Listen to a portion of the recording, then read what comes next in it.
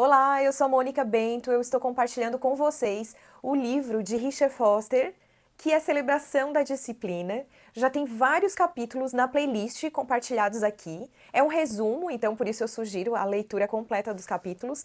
Mesmo assim, é muito importante um reforço, um renovar dessa palavra, por isso eu estou gravando. Hoje nós vamos falar sobre o capítulo 4, que é a disciplina do jejum. Alguns têm exaltado o jejum religioso acima de toda a escritura e da razão. Outros o têm negligenciado totalmente. Eu acredito, e o autor aqui também, que a negligência ainda é maior do que esse aspecto religioso.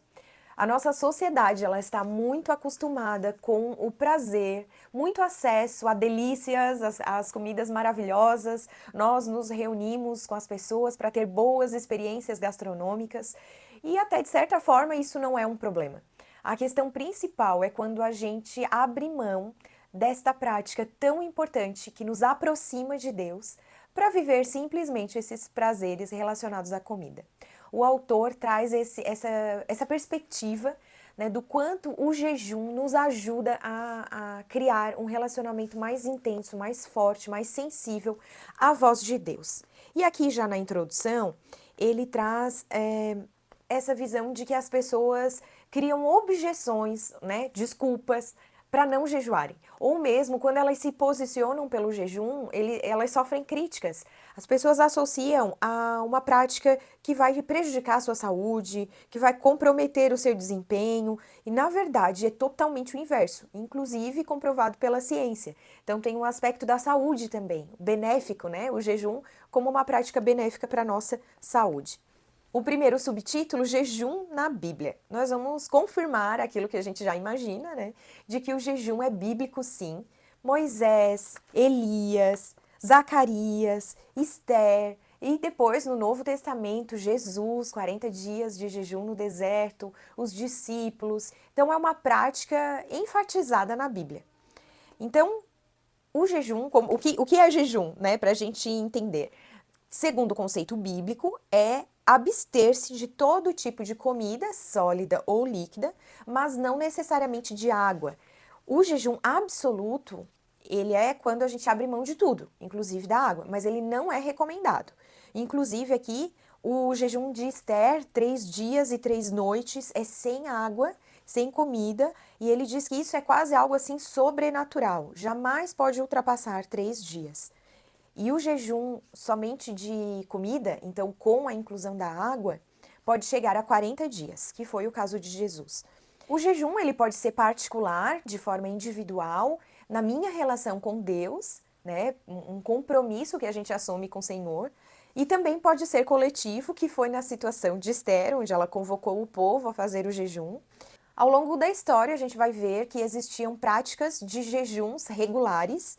Alguns aqui, ó, jejuam 2 vezes por semana, e isso provocou uma transformação tão grande na vida dessas pessoas que adotaram essa prática de jejuar regularmente, que eles gostariam até de estabelecer como um mandamento bíblico para justificar. Mas não é o caso, né? Não é uma lei, não é uma regra. O Senhor nos dá liberdade para escolher a forma como o jejum vai acontecer. Então, é uma disciplina. Isso vai nos aproximar do Senhor, mas não é um mandamento, como fala aqui no próximo tópico. É quase como uma consciência comum de que o cristão deve jejuar, assim como deve fazer doações e a oração. Isso faz parte da devoção cristã, mas não é um mandamento bíblico. Jesus foi questionado por que ele mesmo não estava praticando o jejum com seus discípulos.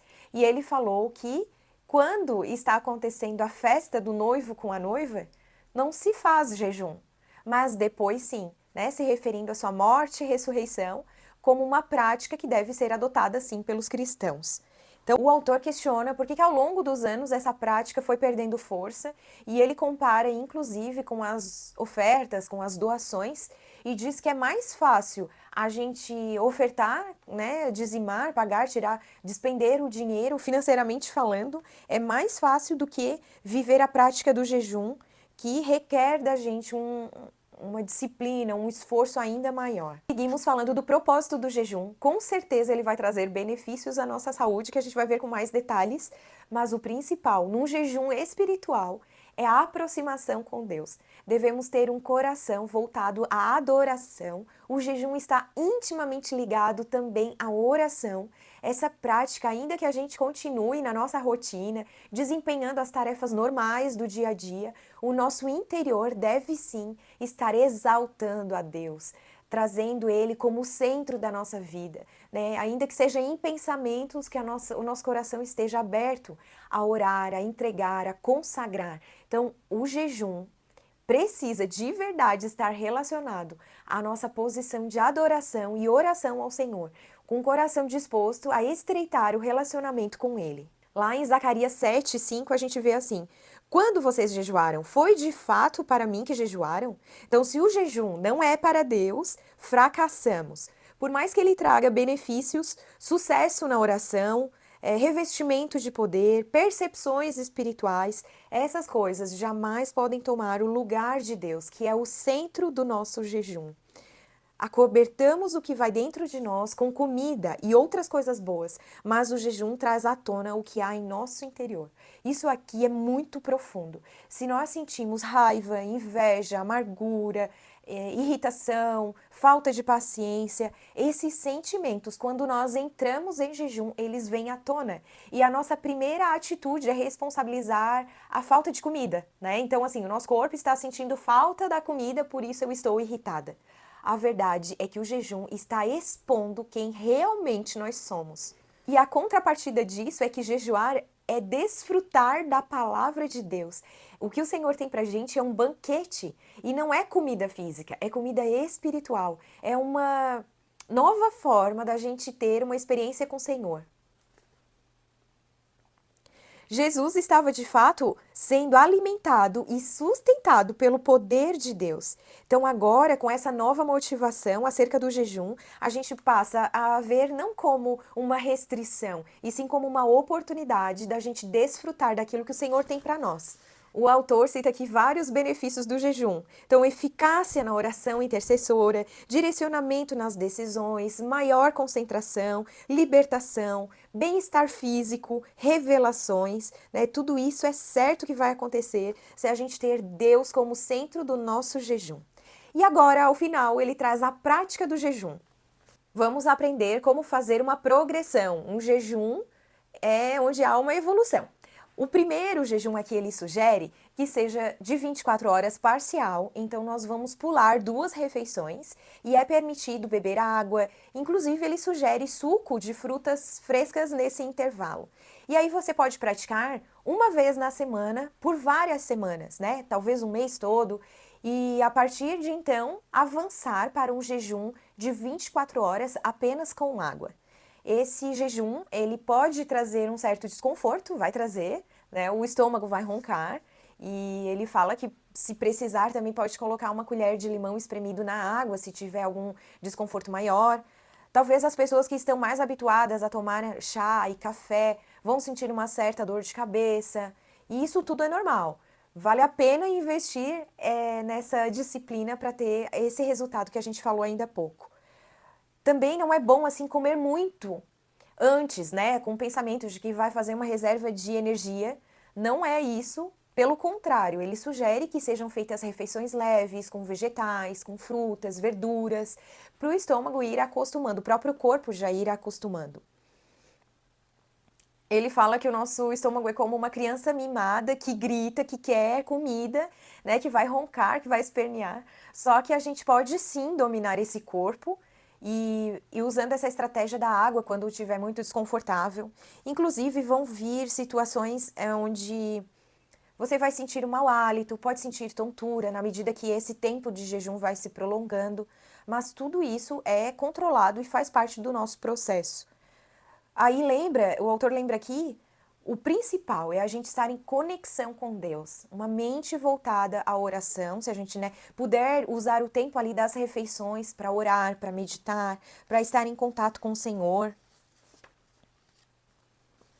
Aí, depois de algumas práticas de 24 horas, né, por alguns dias, uma vez na semana ou 2 vezes na semana, conforme o Espírito Santo for orientando, você pode avançar para 36 horas com abstinência de todas as refeições, até chegar ao ponto de 3 dias, somente com água.